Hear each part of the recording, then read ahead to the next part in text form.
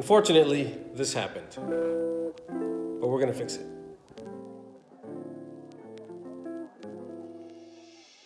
Since that marking on the wheel is not gonna be a big issue, I am not even worried about it. I'll get wheels later on, but I am very thankful that it didn't break the wheel, it didn't crack it. Why did it happen? I think it's one of two reasons. One, either old age, the ball joint just stressed and that was it, or two, the Honda gods are pissed because I haven't turbocharged the car yet. I'm gonna go with the latter. Never forget eye and your ear protection. Knuckle is off.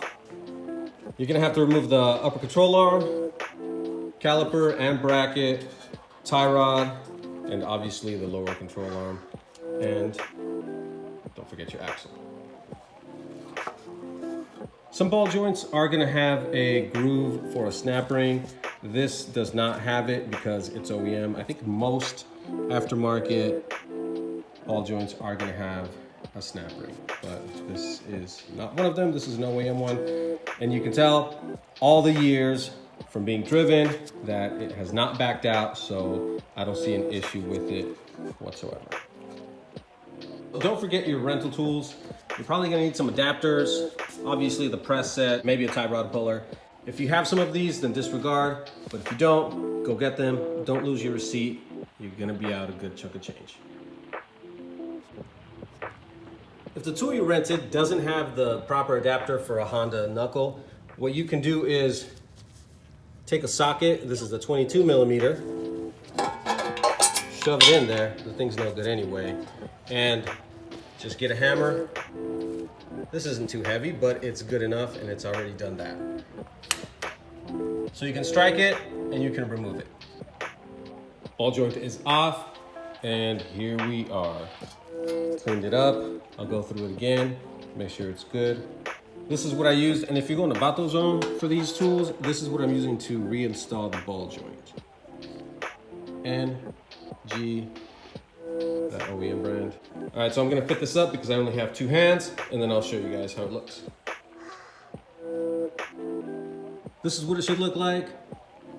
Top adapter, and the bottom cup. Make sure it's straight.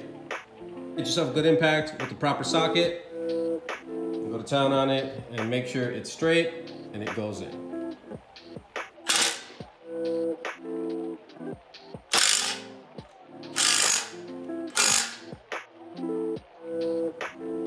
And it is in. Pat yourself on the back, job well done. Again, some are gonna have a groove for a snap ring. These are OEM, no groove, no snap ring, they won't need it. Job well done. No ripped boots, no problems. Next step, put it back in the car. And that is how you replace ball joints on a 94 to 01 Integra, which is gonna be similar for 88 to 2000 Civics and 90 to 93 Integras. Now, if you have the proper tools, like I showed you, it's not gonna take too long. If you don't have the proper tools, then it's gonna take a little bit longer. Damn right, I do call a hammer and a socket proper tools, at least for this instance. Let me know in the comments, do you guys prefer OEM, aftermarket? Is it all the same to you guys? Also, check out c2specmotoring.com. We have auto to manual harnesses, tonneau cover kits, front and rear lip hardware, and other products. I'll see you guys next time.